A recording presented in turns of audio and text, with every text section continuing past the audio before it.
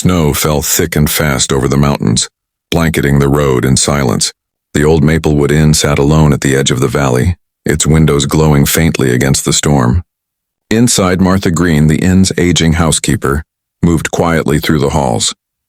She had lived there for years after the owners moved away, keeping the old place warm out of habit more than purpose. It was nearly midnight when headlights cut through the snow. One car turned up the long drive, then another, then several more. Within minutes, 15 vehicles crawled to a stop outside the inn, their passengers stumbling out into the storm. A man in a fur-lined coat waved his arms. "Please, ma'am. The road's blocked ahead. We've been driving for hours. Can we take shelter?" Martha hesitated only a second.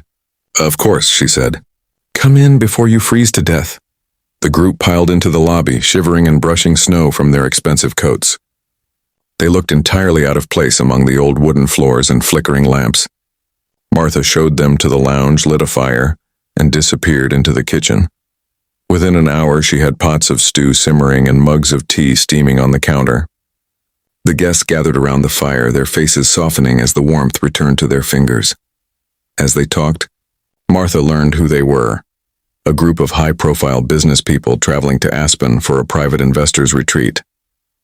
They were millionaires, every one of them. Some were CEOs, others developers or media moguls. Their clothes alone cost more than the inn was worth.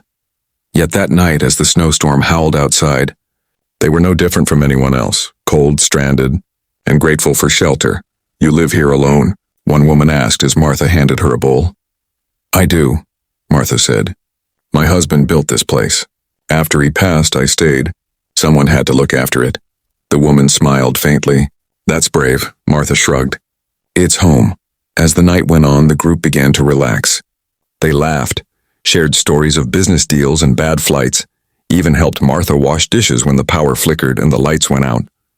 When they offered her money, she waved it away. "You don't pay for kindness," she said. "Not on a night like this." Her words settled over them like the snow outside. For people used to buying everything, the gesture felt foreign. By morning, the storm had passed. The sky was pale blue, the sun glinting off fields of white. Martha brewed fresh coffee and stepped outside to clear the steps, and froze. Down the long driveway, the inn's yard was full of vehicles, dozens upon dozens of them.